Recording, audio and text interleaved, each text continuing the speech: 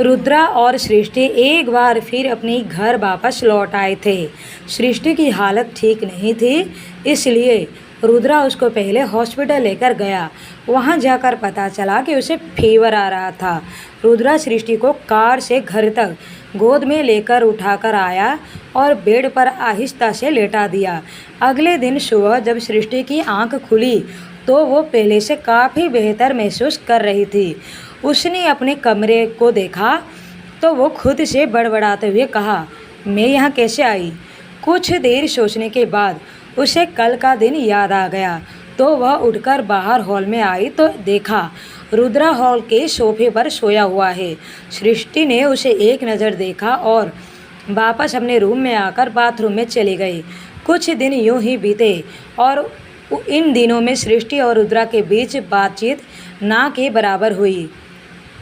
रुद्रा बस रात को घर आ जाया करता था, पर ना तो वो सृष्टि के साथ कमरे में रहता और ना ही एक बेड पर सोता था। वो बाहर हॉल में ही सो जाया करता था। वहीं सृष्टि को कुछ समझ में नहीं आ रहा था कि वो पहले की तरह उससे बात क्यों नहीं कर रहा है और ना ही उसके रूम में आता है। उसने सामने से एक बार रुद्रा से इस बारे में बात करना चाहा, पर अपनी आदतों के चलते मन मारकर वो चुप ही रही। आज रुद्रा रोजाना की तरह सुबह सुबह जाने के लिए घर से निकला ही था कि कुछ ही दूरी पर जाने के बाद किसी से बुरी तरह टकरा गया। उसने खुद को तो संभाल लिया, पर सामने टकराने वाली लड़की अपने सामान सहित नीचे गिर गई। रुद्रा ने उसे देखकर गुस्से में कहा, आंखें हैं या बटन, देखकर नहीं चल सकती? तो लड़की ने उठकर रुद्रा के सामने खड़ा होते हुए कहा, ओ हीरो, खुद तो देखकर नहीं चलते, बड़े आए मुझे ज्ञान देने वाले। दिख नहीं रहा है मेरे हाथों में कितना सामान है? उसकी बात सुन रुद्रा नीचे बिखरे सामान की ओर नज़र किया तो वो लड़की रुद्रा के सामने चुटकी बजाते हुए कहा, अब देख क्या रहे हो, सामान उठाने में मेरी मदद करो। उसकी बात को इग्नोर करते हुए रुद्रा वहाँ से चला गया। यहाँ ये लड़की रुद्रा को जाते हुए पीछे से देख लेती है। कितना घमंडी इंसान है, एक तो मेरा सामान नीचे गिरा दिया, ऊपर से हिम्मत तो देखो। कोई बात नहीं हीरो, माही से पंगा लेना भारी पड़ेगा तुम्हें, बोलकर माही अपना सामान समेटने लगी। रात को रुद्रा घर आया तो सृष्टि खाना बना चुकी थी। आज जल्दी से रुद्रा को परोसकर उसके सामने खड़ी हो गई कि शायद रुद्रा उसे कुछ बात करे, पर रुद्रा ने खाना देखते ही उसे कहा, तुमने क्यों बनाया? मैं खाकर ही आया हूँ। रुद्रा का ये कहना भर था कि सृष्टि ने खाना उसके सामने से हटा लिया और वापस किचन में चली गई। कुछ देर किचन में काम करने के बाद सृष्टि अब कमरे में चली गई तो रुद्रा ने हॉल का लाइट बंद कर दिया और वहीं सोफे पर सो गया। अगले दिन सुबह रुद्रा अपने डेली रूटीन के हिसाब से बालकनी में पुशअप मार रहा था कि किसी के सीटी मारने की आवाज़ सुनाई देती है। वो सीटी की आवाज़ सुन रुका तो एक जानी पहचानी सी आवाज़ उसके कानों में पड़ी। क्या बात है हीरो, तुम तो बवाल हो, मस्त बॉडी बना रखी है तुमने। रुद्रा ने उठकर देखा तो बाजू के फ्लैट के बालकनी में खड़ी वही लड़की थी जो कल उसे टकराई थी। रुद्रा ने उसे देखते हुए पूछा, तुम यहाँ क्या कर रही हो? उस लड़की ने उसे देखते हुए कहा, क्या कर रही हूँ क्या, क्या मतलब है? ये मेरा फ्लैट है, तुम्हारी पड़ोसी हूँ मैं, यहाँ रहती हूँ। रुद्रा उसकी बात सुन खामोश रहा, कुछ ना कहा।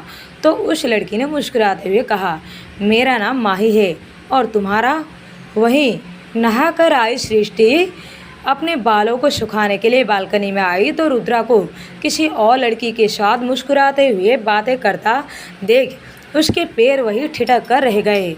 रुद्रा का पीठ सृष्टि की ओर था, इस वजह से उसने उसके चेहरे को नहीं देख पाई, पर सामने की लड़की रुद्रा से मुस्कुराते हुए बातें कर रही थी तो सृष्टि ने खुद से ही समझ लिया कि रुद्रा भी उससे हंसकर ही बातें कर रहा होगा।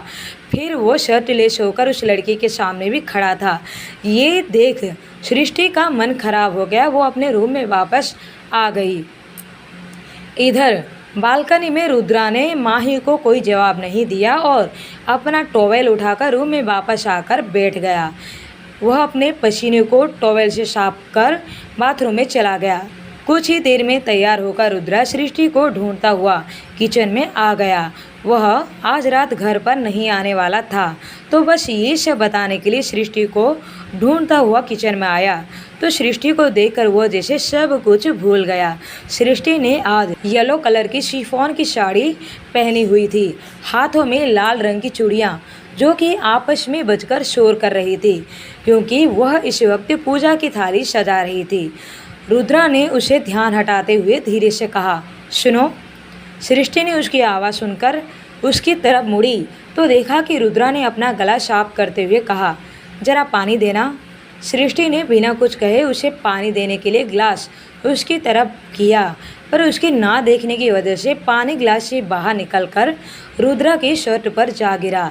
इस वजह से रुद्रा थोड़ा बहुत गुस्सा आ गया, क्योंकि जिस बेरुखी से सृष्टि ने उसकी तरफ गिलास बढ़ाया था, रुद्रा को उसका ऐसा करना बिल्कुल भी पसंद नहीं आया और उसने सृष्टि को डांटते हुए कहा, क्या परेशानी है तुम्हारी? ध्यान कहाँ है तुम्हारा? सृष्टि उसकी तेज आवाज़ सुनकर गुस्से से भरकर बोली, मेरा तो पता नहीं, पर आपका ध्यान अब कहीं और ही है। रुद्रा को सृष्टि की बात कुछ समझ में नहीं आई। वहीं सृष्टि कुछ देर पहले बालकनी में हुई बात का गुस्सा निकाल रही थी। रुद्रा ने अपनी शर्ट को देखते हुए कहा, मैं बस तुमसे ये बोलने आया था कि आज मैं घर नहीं आऊँगा। सृष्टि जो कि पहले से ही गुस्से से भरी हुई थी, उसकी बात सुन जल्दी से रुद्रा से कहा, जानती हूँ आज आप घर क्यों नहीं आएंगे। सही कहते हैं पापा कि आपका कोई भरोसा नहीं, एक ना एक दिन आप अपनी असलियत सामने दिखा कर ही रहेंगे।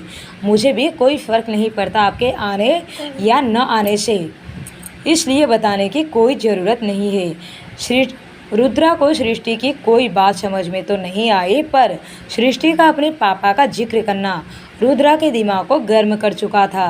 रुद्रा ने बेदर्दी से सृष्टि का हाथ पकड़ते हुए कहा, मुझे असलियत दिखाने की ज़रूरत नहीं है, जो हूँ जैसा हूँ तुम्हारे सामने हूँ।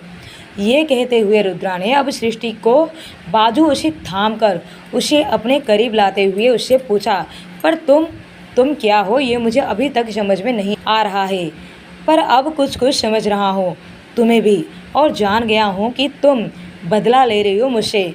आखिर तुम्हें ज़बरदस्ती अपना दुल्हन बनाया है, तुम मेरी मोहब्बत का मजाक बना मुझे तड़पाना चाहती हो। इससे अच्छा क्या ही हो सकता है तुम्हारे लिए। सृष्टि ने रुद्रा की बातें सुन भड़कते हुए कहा, मैं जैसी भी हूँ, पर आपकी तरह एक घटिया इंसान बिल्कुल भी नहीं हूँ। रुद्रा ने सृष्टि को एक झटके में छोड़ दिया और फिर पीछे हटते हुए कहा, हाँ मैं हूँ घटिया इंसान। ये कहते हुए रुद्रा एक बार फिर सृष्टि के करीब आया और उसने सृष्टि को बेरहमी से उसके कंधों को पकड़ते हुए कहा, मैं जानता हूँ कि इस घटिया इंसान से तुम पीछा छुड़ाना चाहती हो, तभी तो एक बार भी नहीं सोचा मेरे बारे में और कर दिया उस डाइवोर्स पेपर पर साइन। सृष्टि ने गुस्से से भरे रुद्रा की बातें को सुना तो कहीं ना कहीं उसे अंदाज़ा हो गया और इतने दिनों से रुद्रा की नाराज़गी का कारण भी समझ में आ गया। वहीं रुद्रा ने अभी भी गुस्से से भरते हुए कहा, मेरे लिए तो सच्ची मोहब्बत का दूसरा नाम ही शादी है, और मैं बस यही सोचकर तुम्हें पूरे हक से पाकर अपनी मोहब्बत को पाना चाहता था, पर गलत था मैं सृष्टि, तुमने मुझे गलत साबित कर दिया। सृष्टि रुद्रा के मुँह से अपना नाम सुने उसे देखने लगी। आज पहली बार रुद्रा ने उसे उसके नाम से पुकारा था, पर रुद्रा वो तो इस समय आग की तरह जल रहा था, मानो इतने दिन की खामोशी जो उन दोनों के बीच थी उसे आज वह खुलकर बाहर निकाल रहा था। रुद्रा ने अपनी लाल हो चुकी आंखों से देखते हुए कहा, मुझे पता है कि तुम मेरे साथ कभी खुश नहीं रहोगी, क्योंकि मैं तुम्हारे पापा की तरह शरीफ नहीं हूँ, सारे गलत काम करता हूँ और तुम्हें एक शरीफ पति चाहिए, जो मैं तो हूँ ही नहीं। इसलिए मैंने भी सोच लिया है कि तुम अब इस रिश्ते से आज़ाद करना ही सही है, खासकर तुम्हारे लिए। गलत था मैं जो सोचने लगा था कि तुम मेरी मोहब्बत को समझने लगी हो, गलत था मैं जो ये जानकर भी तुम्हें अपने साथ ले आया। तुम तो डिवोर्स देना चाहती थी ना मुझे। सृष्टि की आंखों में रुद्रा की बातें सुनकर आंसू छलक आए। तभी उसने रुद्रा को रोते हुए कहा, आप ही कैसी बातें कर रहे हैं? तो रुद्रा ने उसे छोड़ते हुए कहा, तुम्हारी सच्चाई बता रहा हूँ, गुस्सा तुम पर नहीं मुझे खुद पर आ रहा है कि आखिर क्यों मैंने तुमसे मोहब्बत की, और अब मैं और नहीं तड़पाना चाहता हूँ तुम्हें, और ना ही कोई तकलीफ़ देना चाहता हूँ। अपने पापा से कह दो कि मैं तैयार हूँ शाइन करने के लिए, ले जाए तुम्हें आकर वो यहाँ से। ये सब कहते हुए रुद्रा अब जल्दी से बाहर निकल गया, क्योंकि जो कुछ भी उसने कहा था वो सब कुछ उसके लिए कहना बहुत ही मुश्किल था। आज उसकी आंखों में आंसू भर आए और जैसे ही वो किचन से बाहर निकला उसकी आंखों में आंसू छलक आए। वहीं किचन में सृष्टि बेसुध होकर नीचे गिर पड़ी और उसकी हाथ लगने की वजह से उसकी सजाई हुई पूजा की थाली नीचे गिरकर बिखर गई। आज उसका पहला करवा चौथ था, पर जो कुछ भी अभी उन दोनों के बीच हुआ तो उस पर शायद ही रुद्रा को उसके व्रत रखने से कोई फर्क पड़ता हो। सृष्टि ने रोते हुए अपने आप से कहा, एक बार भी जानने की कोशिश नहीं की कि क्यों मैंने डिवोर्स पेपर पर साइन किया। मुझे तकलीफ नहीं देना चाहते कहते हुए सबसे ज़्यादा तकलीफ देकर चले गए। सृष्टि अब अपने सामने फैले सिंदूर और उल्टी पड़ी पूजा की थाली को देख और अधिक रोने लगी। वह रो ही रही थी कि तभी उसका फ़ोन बजने लगा, पर उसने उस पर ध्यान नहीं दिया। फ़ोन एक बार बजकर बंद हो गया, पर कुछ देर बाद एक बार फिर फ़ोन बजा तो सृष्टि ने उठकर किचन की स्लैब पर रखा अपना फ़ोन उठाया। फ़ोन उसकी मम्मी का था। भले ही अनिल जी रुद्रा की वजह से सृष्टि पर नाराज जता रहे हो, पर शारदा जी अभी भी सृष्टि से मुंह नहीं मोड़ पाई। उनकी ममता ने उन्हें ऐसा करने नहीं दिया, इसलिए वो चुपके से भी सृष्टि से बात कर लिया करती थी। वहीं सृष्टि ने अपनी मॉम का कॉल आते ही जल्दी से फ़ोन पिकअप किया तो उधर से शारदा जी ने आवाज़ आई, हेलो। सृष्टि ने रोते हुए कहा, हेलो मम्मी। शारदा जी ने परेशान होते हुए पूछा, सृष्टि मेरी बच्ची क्या हुआ, तुम रो क्यों रही हो? सृष्टि को अपनी मम्मी की आवाज़ सुन होश आया तो उसने जल्दी से बात को संभालते हुए कहा, हाँ मम्मी, मुझे करवा चौथ का व्रत नहीं आता है, कैसे पूजा करना है, तो बस रोना आ गया। शारदा जी ने उसकी बात सुनते हुए उसे डांटते हुए कहा, क्या तुम पागल हो, तुमने तो डरा ही दिया मुझे। उन्होंने उसे समझाते हुए कहा, सामान तो तुम्हें पता ही है, हर साल तुम ही तो हमारे साथ जाती थी लेने, तो बस वही सब सामान मंगवा लो और पूजा की विधि वो सब हम तुम्हें बता देंगे। सृष्टि ने उसकी बात सुन अपने आंसू को पोंछते हुए धीरे से कहा, मम्मी मैंने उन्हें नहीं बताया कि मैं आज उनके लिए व्रत रखा है। ये सुन शारदा जी ने कहा, क्यों, तुमने ऐसा क्यों किया? अपनी मम्मी की बात सुन एक बार फिर उसकी आंखें भर आई। लाख कोशिश करते हुए कि वह न रोए, फिर भी अपनी मम्मी के सामने कमज़ोर पड़ गई और भरे हुए गले से कहा, मेरी उनसे लड़ाई हो गई है, इसलिए मैं कुछ उनसे नहीं बोल पाई। शारदा जी ने उनकी बात सुन मुस्कुराई और उन्होंने उसे समझाते हुए कहा, कोई बात नहीं, तो मना लो, हर पति पत्नी के बीच झगड़ा तो होता ही है, पर आपसी समझ से उसे सुलझाया जा सकता है।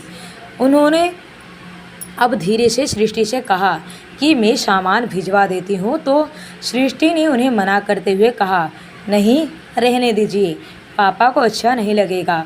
फिर शारदा जी ने कहा कि तुम टेंशन मत लो, मैं सब कुछ संभालूंगी और तुम भी अब उन्हें बता दो, वो खुद घर वापस लौट आएंगे। सृष्टि ने अपनी मम्मी की बातें सुन हाँ में सिर हिलाते हुए कहा, हाँ मम्मी, पर आप सामान रहने दीजिए, मैं उन्हीं से सामान मंगवा लूँगी।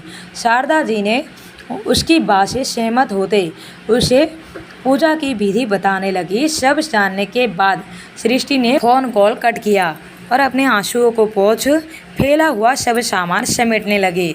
उसे नहीं पता था कि वह कैसे बात करेगी रुद्रा से, उसे कैसे बताएगी अपने व्रत के बारे में, पर जो करना था उसे ही करना था। ये सोच उसने सब कुछ साफ किया और इस वक्त वो अपने बगल में आए नए पड़ोसी के बारे में भी भूल गई।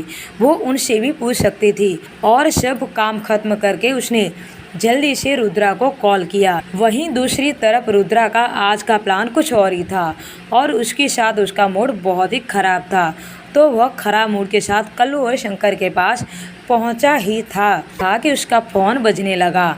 कॉल सृष्टि का था तो उसने कॉल पिकअप करते हुए पूछा, क्या हुआ, इतनी जल्दी तुमने पापा को बुला भी लिया? पर मैं आज नहीं आ पाऊँगा, उन्हें कल आने को बोलो। उसकी बात सुन दुखी होते हुए सृष्टि ने कहा, नहीं, मुझे आपसे कुछ और बात करना था, आप जल्दी से घर आ जाइए। रुद्रा ने सृष्टि की बात सुन चेहरे पर बिना किसी भाव को लाए उसे मना करते हुए कहा, नहीं, मैं आज नहीं आ सकता, जो कहना है फ़ोन पर कहो। सृष्टि उसकी बात सुन शांत हो गई तो रुद्रा ने उस पर भड़कते हुए कहा, चुप क्यों हो, कहो जो कहना है। रुद्रा सृष्टि के बोलने का इंतजार करने लगा। वो इस वक्त बहुत ही डरा हुआ था। गुस्से में तो वो पता नहीं क्या क्या सृष्टि से बोलकर चला गया, पर सच तो ये है कि उसे भी डर था कि कहीं उसकी बातों से अब सृष्टि सच में घर छोड़कर चली गई तो क्या करेगा। वो उसे खुद से दूर करने की सोच भी नहीं सकता था। वो उसकी ज़िंदगी थी, जीने की वजह थी, वही तो थी जिसके खातिर रुद्रा एक बार फिर जीना चाहता था। रुद्रा सृष्टि का आवाज़ सुनने का इंतज़ार कर रहा था कि सृष्टि ने कॉल कट कर दिया। अब आगे की कहानी जानने के लिए बने रहिए माय डेविल हस्बैंड पर।